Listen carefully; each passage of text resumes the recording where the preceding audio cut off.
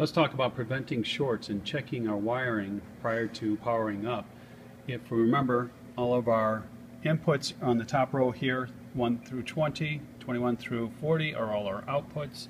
Our outputs, primarily for this device, for this machine, are all of our solenoids. We're going to check and make sure that our outputs, solenoids, and our inputs, which is, like this photoelectric sensor down here, our reed switches within our actuators, are not wired up to be a dead short. Remember, a dead short is going directly from positive 24 with a direct path to negative with no resistance in between. That can be done accidentally by, as we talked about before, wiring up a normally closed switch to go directly to common.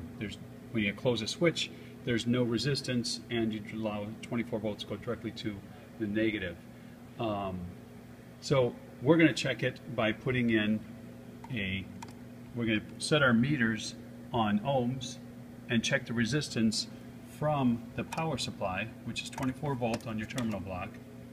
And the best way to do that is just place your positive lead into a secure spot on the terminal block and check it with the other lead, making sure that you've got almost direct continuity or no resistance.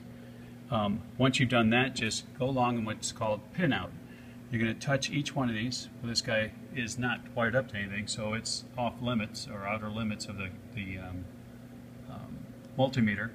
Go to the next terminal, step over, and remember these are all the outputs, and I've got some resistance here. It's not a short, but it is 32 kilo ohms, 30 kilo ohms.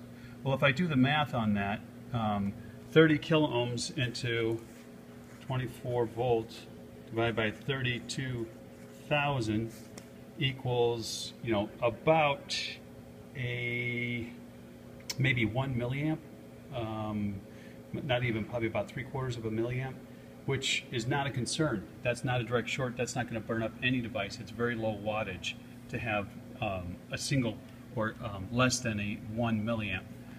So if we go down the line here and check all the rest of these, we're going to find that they're all about the same. They're somewhere into absolute, complete open circuit, whether it would be OL, outer limits of the multimeter, or it's going to be somewhere in the kilo ohm range, which is going to be milliamps. By the time you divide the 24 volts by that high resistance, you're going to have a very low current flow.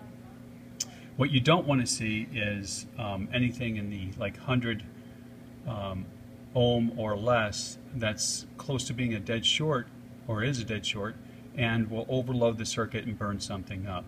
So after I pin out each one of these and check them, both the outputs and the inputs, and make sure I have at least several kilo ohm, then I can power up. And now we're going to talk about, shoot a separate video for talking about how we power up and check the overall amperage through the circuit.